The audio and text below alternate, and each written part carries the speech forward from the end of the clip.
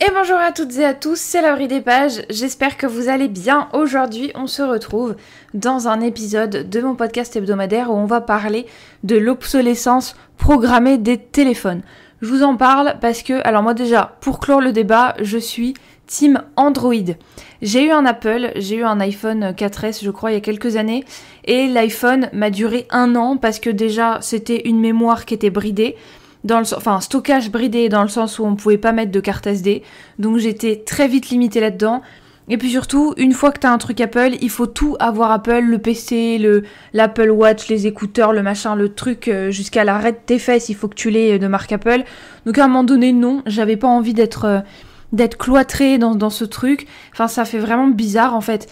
Je vais pas dire que Apple, ça me fait un effet malsain, mais je me sens pas bien à l'idée de me dire que je vais devoir dépenser dans Apple. Le chargeur, quand il pète, faut que tu utilises un Apple, sinon ça va pas. Enfin voilà, tout devient vite très cher. C'est un peu sectaire dans le sens où t'appartiens à ton truc. Là, c'est un petit peu la caste Apple. Enfin voilà. Android, il y a le choix, il y a largement le choix, et surtout que en termes de gamme de prix, on n'est pas du tout aussi élevé que dans les Apple. Alors pourquoi je fais cette vidéo aujourd'hui ? Parce que je tenais déjà à vous dire, faites attention au modèle de téléphone que vous prenez.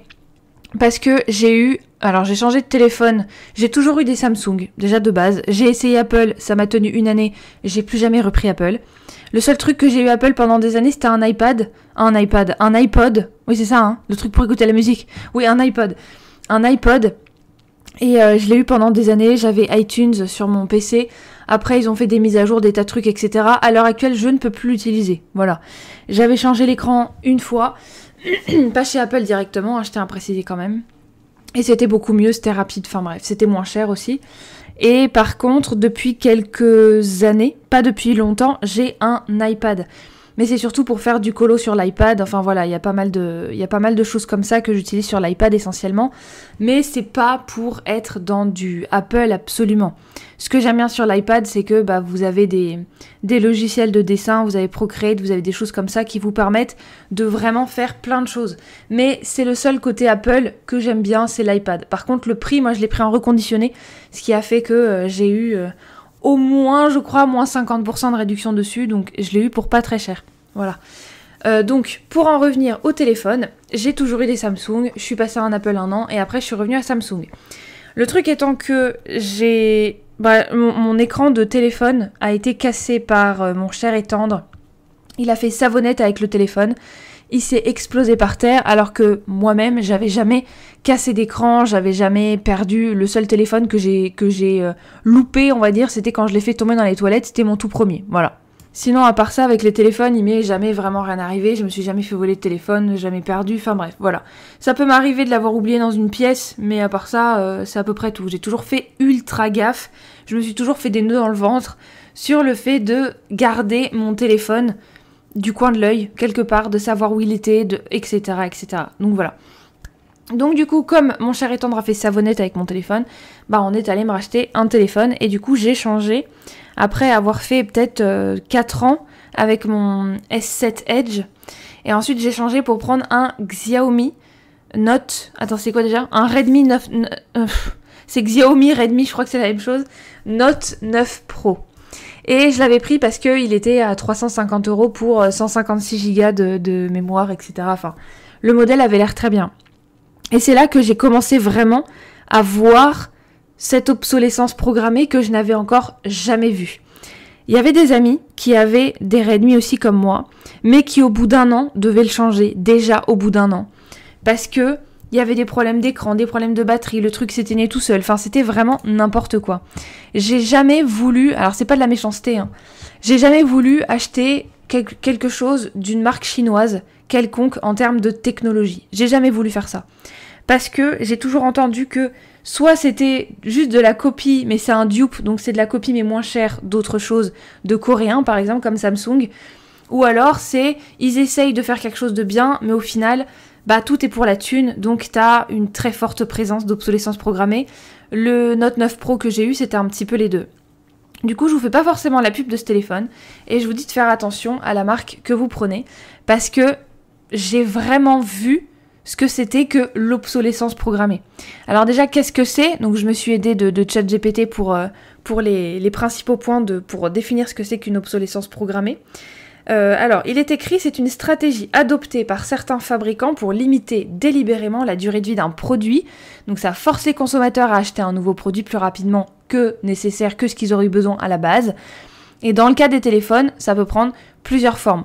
L'obsolescence matérielle, donc tout ce qui est composants, batterie, processeur, ça se dégrade de plus en plus vite et pour te faire acheter autre chose. Donc t'as des batteries, c'est ce que disait une de mes anciennes amies.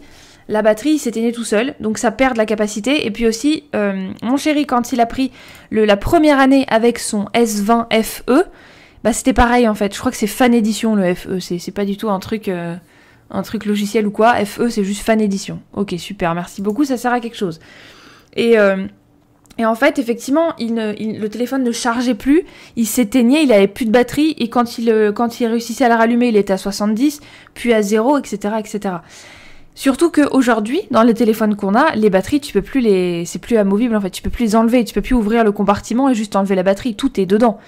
Après, t'as l'obsolescence logicielle, voilà, c'est lent, c'est incompatible avec ce qui se fait, c'est pas à jour avec le truc, comment ça s'appelle, l'App Store, enfin c'est pas l'App Store, c'est le Play Store, c'est pas à jour, tu peux pas, enfin il y a des mises à jour qui sont très chiantes, parce que tu vois bien qu'au bout d'un certain temps, ton téléphone est trop vieux pour se mettre à jour avec le nouveau processeur et la nouvelle version de Android. Voilà, c'est ça que je cherchais comme mot. La nouvelle version d'Android. Donc, tu as moins de sécurité, il est moins performant. Enfin bref, tout est fait pour que tu te dises « je vais changer de téléphone ». Après, il y a un troisième point qui est donné par ChatGPT, je suis pas forcément d'accord, c'est l'obsolescence esthétique. Franchement, qui s'en fout de l'obsolescence esthétique, levez la main. Moi, je lève la main. Parce que franchement, le fait que le design il est pas à la mode, mais qu'est-ce que je m'en fiche en fait. Je suis pas une consommatrice Apple. Donc le fait que t'aies un nouvel Apple tous les 6 mois et que du coup, oh mon dieu, t'as le nouveau, donc tu te rues dans un Apple Store pour prendre le nouveau téléphone parce que c'est celui à la mode avec 10 caméras de l'autre côté. Non, moi je suis pas comme ça. L'obsolescence esthétique, franchement, enfin bon, on te fait jouer sur le désir d'avoir quelque chose de nouveau, d'avoir quelque chose de beau. Même si les fonctionnalités de ton téléphone que t'avais avant la nouveauté esthétique, là, c'était amplement suffisant. Donc bon. L'obsolescence programmée, je l'ai vu du coup sur le Redmi Note 9 Pro, parce que au bout d'un certain temps, je voyais que, je sais pas si vous avez déjà eu à faire ça, mais je suis toujours connectée à la fois sur le Wi-Fi et à la fois sur la 4G. Parce que quand la Wi-Fi bug ou quand la 4G bug, surtout ici, parce que je suis en province, donc c'est pas forcément facile d'avoir du réseau partout, moi quand je suis au téléphone avec des gens, c'est allô, je vous entends plus, allô, voilà. Je fais ma petite blague habituelle en disant je reviens, je vais sur le toit avec une fourchette. Et parfois je me dis mais punaise, si j'avais un escabeau pour faire ça, je le ferais en fait, je pense. Non mais juste j'essaierais pour voir ce que ça fait que d'aller avec une fourchette sur le toit, sans déconner. Pas en temps d'orage bien évidemment, mais c'est assez pénible ce manque de réseau que j'ai quasiment tout le temps quoi. C'est vraiment très chiant. Donc c'est pour ça que j'utilise en général la Wi-Fi. Sauf que sur mon Xiaomi, je me connectais sur la Wi-Fi et la 4G, sauf que aucun ne se connectait ni à la Wi-Fi ni à la 4G. Donc j'enlevais la 4G, je laissais la Wi-Fi, ça marchait toujours pas. J'enlevais la Wi-Fi, je remettais la 4G, ça marchait toujours pas. Et puis de temps en temps, je mettais les deux, j'enlevais un des deux, je remettais la Wi-Fi, j'enlevais le machin. Enfin, c'était un petit jeu de jonglage entre la Wi-Fi et la 4G. Et au final, je mettais 10 minutes à me connecter et puis voilà, j'arrivais toujours pas à me connecter, c'était ultra lent. Aujourd'hui, j'y arrive un peu mieux parce que du coup, j'ai changé. Parce que il se connectait plus du tout à rien, il frisait. J'ai pas eu de problème de batterie sur le Xiaomi parce que la batterie elle est à 5200 millimégas, je sais plus quoi, ampères là. Donc en gros c'est beaucoup. Non, je suis à 5200. J'étais à 5200. Et le nouveau est à 5000 parce que du coup je me suis dit c'est l'occasion, je vais revenir à un Samsung. J'ai toujours testé les modèles Samsung basiques, je sais plus exactement, c'est B3310 le premier que j'ai eu. Le gros bleu avec le clavier. Après, j'ai eu un Y. Après, j'ai eu un S7. Et je crois que c'est à peu près tout, en fait. J'ai pas eu beaucoup de téléphones. Et avant le S7... Non, ou après le S7... Non, pas du tout le S7. Le Y. Entre le Y et le S7, j'ai eu l'iPhone. C'est là que j'ai eu l'iPhone. Je me souviens plus du tout. En fait, j'ai pas l'impression d'avoir eu tant de téléphones que ça dans ma vie. J'ai 29 ans. Mon premier téléphone, c'était à 14 ans. Et j'en ai eu 5 au total, je crois. Ça, c'est mon 5e ou mon 6e. Mon 6e, mais grand max, en fait. Et là, je me suis dit, comme j'ai testé les S et puis les modèles de base Y qui étaient juste... Le Y était incroyable, c'était un dupe, donc c'était une copie moins chère du BlackBerry. Je voulais le BlackBerry Torch aussi à un moment donné qui était juste incroyable. Il était en rupture de stock partout, j'ai pas pu l'avoir tellement il avait été kiffé de tout le monde. Il y avait une fille de ma classe en première qui l'avait, je suis tombée amoureuse de ce téléphone. Les BlackBerry, ils étaient tous plus beaux les uns que les autres, mais c'est surtout que aussi il y avait un problème en termes de DAS, je crois. Le DAS était extrêmement mauvais, c'était hyper cancérigène, donc bon voilà. Enfin, quand je dis cancérigène, c'est parce que plus tu t'exposes à des ondes proches de ta tête ou de tes ovaires, plus tu t'exposes à des tumeurs ou à des problèmes justement de fertilité. Voilà. Je sais pas si vous le saviez, mais je pense que c'est suffisamment dit aujourd'hui. À l'époque, quand je commençais à le savoir, ça y est, bah non, pas du tout, le DAS et tout machin. Maintenant, ils mettent DAS tête, DAS corps, DAS pied, DAS main, DAS je sais pas quoi là. Donc ça veut bien dire que ça a une importance. Sinon, ils ne l'afficheraient pas et c'est aussi légal d'afficher le DAS. Alors le DAS par contre, DAS téléphone, définition. Qu'est-ce que ça veut dire exactement? Le DAS, c'est le débit d'absorption spécifique, aussi connu sous sa dénomination anglaise SAR ou Specific Absorption Rate. C'est une mesure indiquant la puissance d'un flux énergétique véhiculé par les ondes radiofréquences absorbées par l'usager d'un appareil radioélectrique, téléphone portable, tablette, montre, etc. Donc c'est le débit... Attends, c'est le débit ou délai? Ah non, débit d'absorption spécifique. Donc en gros, c'est les ondes, c'est le nombre d'ondes. Et en fait, je crois que maintenant, ils l'ont rehaussé à 2, mais moi je préfère toujours rester autour de 1 parce que 2 je trouve que ça fait quand même beaucoup en fait, sachant que t'as des gens qui crèvent de plus en plus tôt, donc à un moment donné je pense que c'est pas anodin là-dedans, mais bon, du coup je me suis dit vas-y je vais tester la série des Samsung Galaxy A. Est-ce que c'est un Galaxy que j'ai du coup? Oui je pense, je sais plus, mais bon c'est le A, attends j'ai pris quoi déjà? C'est le Samsung A55. Oui, c'est Galaxy, ok. A55 5G. Bon, moi j'ai pas la 5G donc ça sert à rien, mais c'est pas grave. Le modèle était comme ça et puis il était pas cher du tout. Enfin, il était à peine à 400 balles quand je l'ai acheté. Et franchement, pour un téléphone, c'est pas si cher vu le marché en ce moment parce que t'en as qui montent jusqu'à 2000 balles les téléphones. Hein, donc voilà. Surtout les nouveaux Samsung là qui se plient là, qui perdent leur batterie en 2 minutes, ça y est, t'as plus de batterie. Voilà. Et puis je l'ai pris en couleur lilas parce que j'ai pu le commander en ligne. Donc lilas, voilà, parce que c'était ma petite folie de petite nénette qui adore le rose et le violet. Donc je l'ai pris en violet très pâle, bah lilas quoi, vous pouvez regarder sur internet. Et franchement pour l'instant, j'ai rien à dire. Par contre, j'ai l'impression que c'est pas mon téléphone mais ma box Wi-Fi qui bug par moment. Mais c'est pas vraiment très grave. Donc l'obsolescence, je l'ai vu effectivement avec mon Redmi. Après, on me dit, ouais, mais tu sais, le A55, peut-être que ça te fera la même chose. C'est pas du tout des placements de produits ou quoi, hein, c'est juste, je vous donne les modèles, etc. et mon avis, quoi. Et c'est vrai que, bah, c'est, pour l'instant, le A55, alors je l'ai acheté début août. Donc pour que vous voyez un petit peu, ça va faire 1 mois et demi, quasiment 2 mois que je l'ai. Je l'ai acheté le 5 ou le 6, un truc du genre. Donc effectivement, est-ce qu'on peut se baser sur le fait que bah, pour l'instant j'ai pas de problème, bah, ça fait que 2 mois que je l'ai. Maintenant peut-être que je referai un épisode l'année prochaine ou dans 2 ans pour vous dire bah voilà ce qui s'est passé, voilà les problèmes que j'ai eu, etc. Après je suis allée sur les numériques, comparaison de modèles. J'ai marqué ce qui était le plus important pour moi. Moi c'était la batterie et puis le stockage, pas forcément la qualité de la caméra, mais je voulais que ce soit au minimum 4 étoiles sur 5. Et c'est à chaque fois celui qui est ressorti. Et franchement, oui, effectivement, la qualité photo, elle est dingue par rapport au c'est quoi déjà? Xiaomi. Par rapport au Xiaomi, c'est vrai que la qualité, elle est vraiment au rendez-vous pour la caméra, donc bon. Donc effectivement, je l'ai vu, mais en termes de... En combien de temps est arrivée l'obsolescence? Bah, il y a des téléphones, il y a des modèles sur lesquels c'est arrivé au bout d'1 an, notamment sur le S20, même chez Samsung. Mais Xiaomi, j'avoue que y a plein de gens qui disaient que dès la première année, ils étaient déçus et ils changeaient, quoi. Comme moi avec l'iPhone 4S quand je l'ai eu. Mais il y a toujours une carte SD. T'as la possibilité de mettre une eSIM. Et ça, l'eSIM, c'est bien parce que du coup, bah, c'est pas une SIM physique, quoi. Tu la télécharges. Je crois que t'as un cloud SIM sur lequel tu mets tes contacts, etc. Je sais pas du tout comment ça marche. Je prévoyais de changer de forfait et d'aller chez Bouygues parce que là, je suis chez SFR. Je suis pas vraiment ravie, franchement. J'ai toujours été chez Orange ou chez... Non, pas chez Soch. Non, j'étais chez Orange avant. Mais les prix ont commencé à augmenter. J'avais un forfait à genre 18 balles. Et en fait, ça s'est mis à augmenter à 40 euros, je sais pas quoi, là. Comme le prix d'une box, en fait, je me suis dit, vas-y, c'est bon. Donc du coup, j'ai changé et puis je regarde les couvertures réseau. Après, l'obsolescence programmée, c'est un vrai problème parce que ça provoque une production massive de déchets, de téléphones, de tout ce que tu veux. Une production massive de manière générale parce que tu vas produire de plus en plus de téléphones, parce que c'est la surconsommation, je sais que le mot est mal choisi parce que c'est pas de la fashion, mais c'est de la fast fashion ou fast consumption parce que tu vas acheter super vite, tu vas débourser des milliers et des cents tous les 6 mois pour changer de téléphone, etc.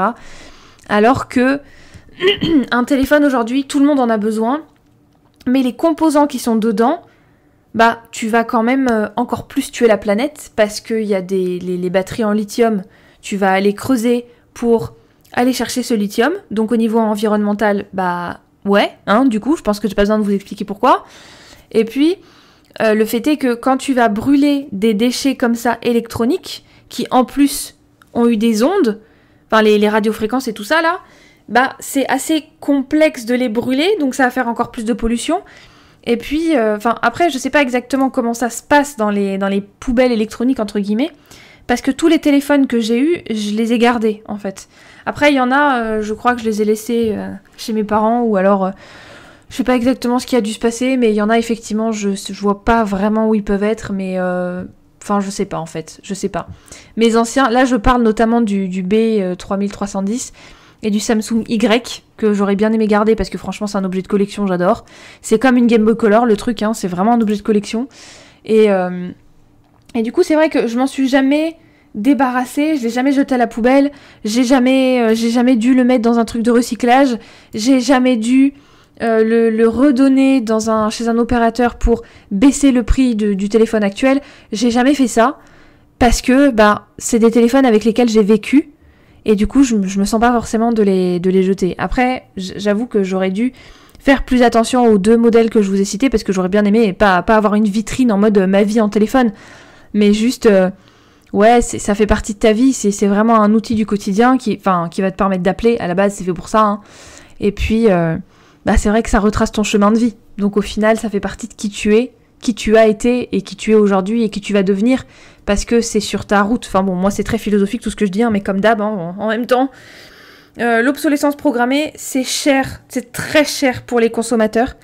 Mais après, j'ai envie de dire, c'est pas des consommateurs, c'est des pigeons, parce que le fait est que les consommateurs Apple, qui n'ont pas besoin de racheter un téléphone, mais qui juste veulent le nouveau modèle absolu, genre le truc trop beau, parfait, etc., alors que l'ancien était très bien, écoute, je comprends pas l'intérêt en fait, mais pas du tout, parce que tu augmentes tes dépenses sur un court terme et sur le long terme aussi, parce qu'au final tu fais le compte de ton année, combien t'as dépensé en téléphone, ça peut être assez fou.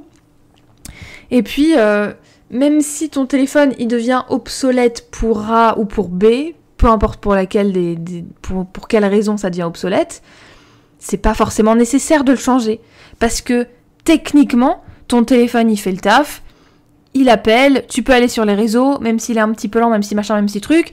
Si c'est pas vraiment, genre t'as envie de le jeter contre les murs tellement il t'emmerde, t'as pas besoin de le changer aussi vite. Moi, le Xiaomi, il a commencé à bugger quand même il y a quelques années, mais je l'ai gardé encore jusqu'à cette année, début août 2024, parce que, il faisait quand même le travail. Je pouvais envoyer des SMS, je pouvais envoyer des trucs sur WhatsApp, c'était très long à se connecter, mais ça le faisait quand même. Donc voilà, après pour poster des réels, je vous dis, je posais mon téléphone à côté de la box et je le laissais là pendant 1h30 pour que ça télécharge le réel sur Instagram. Sur YouTube aussi d'ailleurs. Comme ça vous voyez les dessous des réseaux sociaux. Ouais, c'est sûr, quand t'as un téléphone qui a pas forcément une très bonne connexion, c'est un peu grave quand même. Mais bon, je le faisais quand même. Et puis c'est sûr que c'est un coût que tu peux pas forcément te permettre tout le temps. Et après c'est pour ça que, et en ça je suis d'accord avec l'exemple qui est donné, donc là les points que je vous cite c'est des points que j'ai sur ChatGPT, je suis honnête avec vous, mais par contre je les étoffe et je change un petit peu ce qu'ils disent parce que je suis pas forcément très... leur formulation est pas forcément bonne, pas forcément très claire, donc du coup je réexplique moi-même avec mes propres termes. Là, ce qu'ils disent au sujet de pourquoi l'obsolescence programmée pose problème, c'est le 3e point, c'est l'injustice sociale. Mais ça, c'est vrai, peu importe si tu as une obsolescence programmée ou pas. Parce que le coût d'un téléphone, certaines personnes ne peuvent juste pas du tout se l'acheter, même pas imaginer s'acheter un nouveau téléphone, c'est pas possible. Donc ça renforce les inégalités en termes d'argent, en termes de pauvreté, parce que t'as pas forcément les moyens financiers pour en plus utiliser des appareils qui vont te coûter un autre coût, parce que l'obsolescence programmée, ça renforce tout ça, parce que si ton téléphone, t'en achètes un, mais qu'en fait, au bout de 6 mois, t'as besoin de le changer, alors que t'as pas du tout la possibilité, c'est compliqué, quoi. Donc du coup, il y en a qui se retrouvent à utiliser des téléphones frigo, là. Je pense que vous voyez ce que c'est, avec le T9, hein, avec 9 touches, et puis voilà. Donc c'est moins performant, ils peuvent pas l'utiliser pour ce qu'ils auraient besoin. Ou alors à dépenser plus que ce qu'ils devraient, mais quand t'as vraiment pas les moyens et que tu peux vraiment pas dépenser un téléphone, moi là, je me le suis acheté début...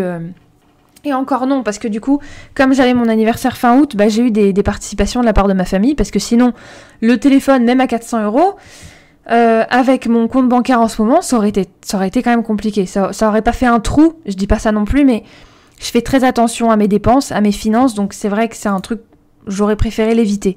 Et c'est pour ça que pendant des années, même si à un certain moment, j'avais le salaire qui faisait que je pouvais m'en racheter un, je l'ai pas fait, parce que je regarde... Quand je parle d'argent et de budget, je vois toujours sur le long terme. Et du coup, je me dis non, tu peux pas te le permettre maintenant parce qu'on sait pas de quoi sera fait demain. Après, si tu te dis ça tout le temps, tu changes jamais, bien évidemment. C'est pour ça qu'est venu le moment où j'ai été obligée de changer parce que c'était plus possible. Après, il y a des lois qui passent, il y a des réactions et des solutions face à cette obsolescence. Donc il y a des lois qui sont passées, et là je vais vous citer le truc. En 2015...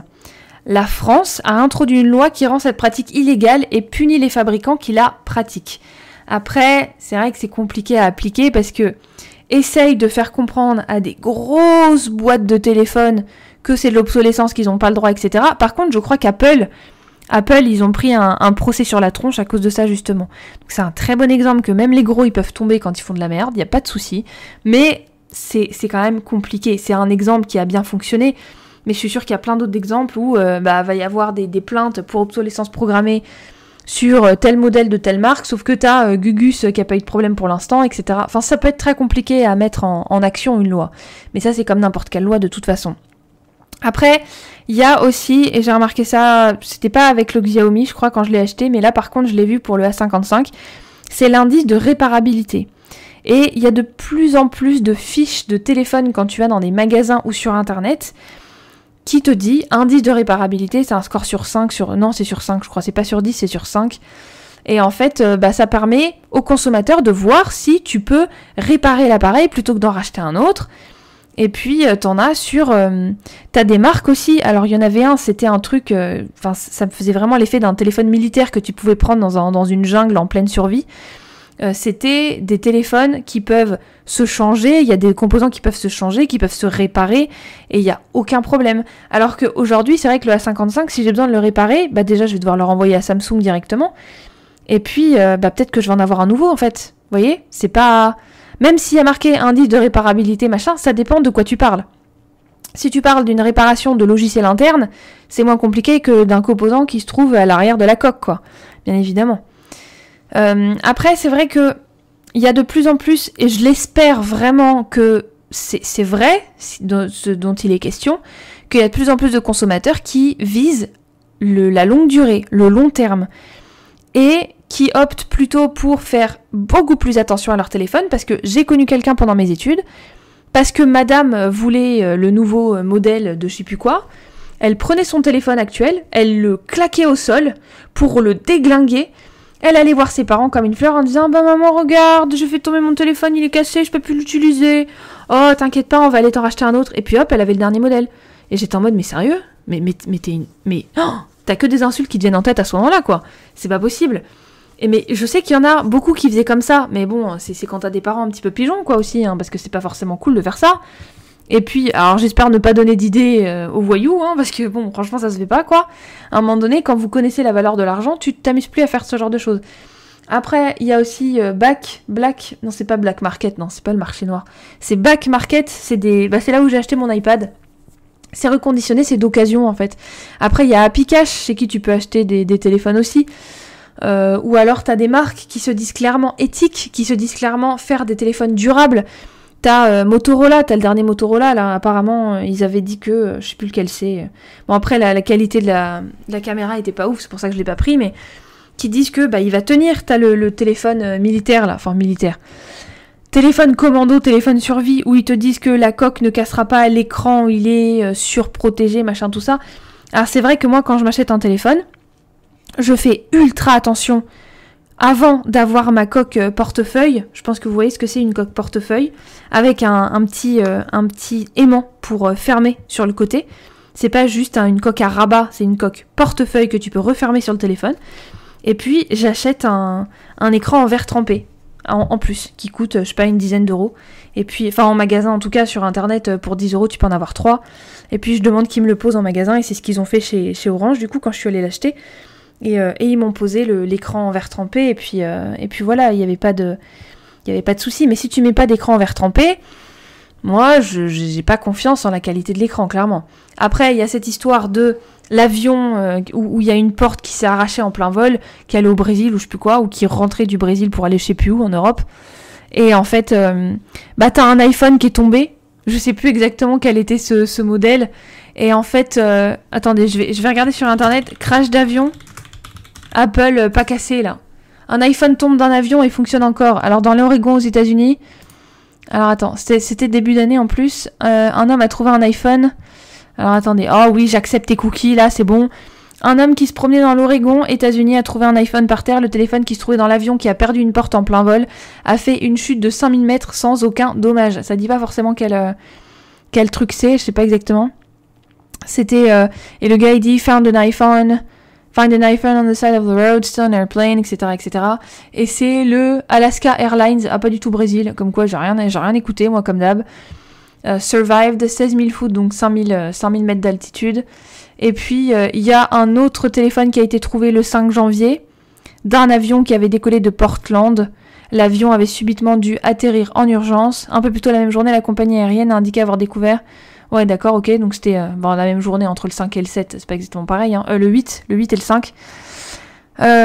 Voilà, et puis du coup, 5000 mètres, ça dit pas le modèle d'iPhone. Mais du coup, ça fait un petit peu la pub, même si c'est pas malgré eux, parce que ça a fait de la pub à Apple, mine de rien, pour ce modèle-là. Et je pense qu'il y a des tas de pigeons qui ont dû foncer en magasin pour se l'acheter, hein. Voilà. Et puis, du coup, effectivement, le truc n'était pas cassé, alors qu'il a fait une chute de 5000 mètres, voilà. Bon, il y avait quand même une coque et un écran vert trempé, de ce que j'ai vu sur la photo, donc voilà. Mais c'est sûr que ça a fait de la pub pour une marque qui, de base, a déjà été flanquée de procès pour obsolescence programmée. Donc bon, je pense que c'est juste un coup de chance, parce que le fait de dire ce modèle-là, il est incassable, j'y crois pas forcément, en fait. Mais c'est vrai que il y a des marques aussi qui proposent des options du fait d'acheter des téléphones qui sont recyclés, qui utilisent des produits qui ont déjà été utilisés avant. C'est un petit peu comme les bouchons pour les roues de siège roulant, hein. C'est pareil, ils réutilisent des composants, ils réutilisent des trucs. Bon, c'est bien, parce qu'il y a une pression de la part des consommateurs et de la part de toutes les personnes qui sont concernées de près ou de loin par l'obsolescence programmée des appareils électroniques. Et donc du coup, c'est sûr que les entreprises, elles ont la trouille, parce qu'elles se disent maintenant il y a des lois qui fait que... Donc, on va peut-être essayer d'améliorer la durabilité de ce qu'on sort, en fait. Après, là, il est indiqué, Apple propose désormais des options de remplacement de batteries et s'engage à utiliser des matériaux recyclés dans la fabrication de ses produits. Mais tu n'as pas moyen de vérifier, en fait. Tu n'as pas moyen de vérifier. Parfois, t'as marqué Made in Europe. Bah ouais, mais quel pays d'Europe, en fait? Tu sais pas. Quand on te dit, oui, bien sûr, on utilise des matériaux recyclés, oui, bien sûr, on peut te promettre mordicus. Si derrière c'est pas le cas, t'as pas moyen de vérifier en fait. Donc le fait d'avoir des téléphones qui se pètent la figure en moins de je sais pas combien d'années, c'est un réel problème, parce que t'as pas forcément les frais tout le temps. Et t'es pas forcément un pigeon qui a envie de sauter sur le tout nouveau modèle qui est affiché à la télé avec un truc qui se plie en deux. Non mais au secours quoi. Ouais, c'est sûr, c'est mimi, c'est stylé, mais ça fait plus console de jeux vidéo, les nouveaux Samsung Fold là. Ça fait plus console de jeux vidéo que téléphone. Moi, j'aurais peur d'utiliser un téléphone comme ça. Mais sérieusement. Moi, j'aimerais bien revenir à des téléphones comme ceux qu'on a aujourd'hui, avec des écrans tactiles, des grands écrans, etc., mais avec un clavier. Un clavier physique. Franchement, j'aimerais beaucoup. Vous allez me dire un clavier. C'est pour ça que je précise un clavier physique. Parce que les claviers physiques, c'était très agréable, en fait. Donc, voilà. Après, je sais que du point de vue des consommateurs, il y en a de plus en plus qui disent, écoutez, moi j'en ai marre d'avoir un téléphone qui me pète dans les mains au bout de je sais pas combien de temps. Mais de base, même si tu ouvres la bouche, petit à petit, ça fera peut-être quelque chose. Mais à l'instant T, il reste que t'as un téléphone qui est cassé entre tes mains parce que obsolescence programmée et que t'es obligé de changer, etc., etc. Alors après, la durée de vie moyenne d'un téléphone aujourd'hui, moi, en tout cas en ce qui me concerne, ça dure 4-5 ans. Voilà, un téléphone en moyenne, je le dure 4-5 ans. Maintenant, vous savez quoi, je vais regarder durée de vie, téléphone, 2024, peu importe, toute marque confondue. Quelle est la durée de vie? 7 années de mise à jour. Ouais, d'accord. Non mais les gens, ils gardent leur téléphone pendant combien de temps? Moi, c'est ça que je voudrais regarder.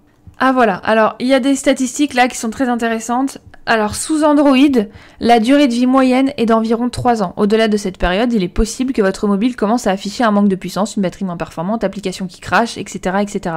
Et ça, c'est Orange qui le dit. Maintenant, les usagers, il y a marqué que c'est 2 ans et demi en moyenne pour les usagers.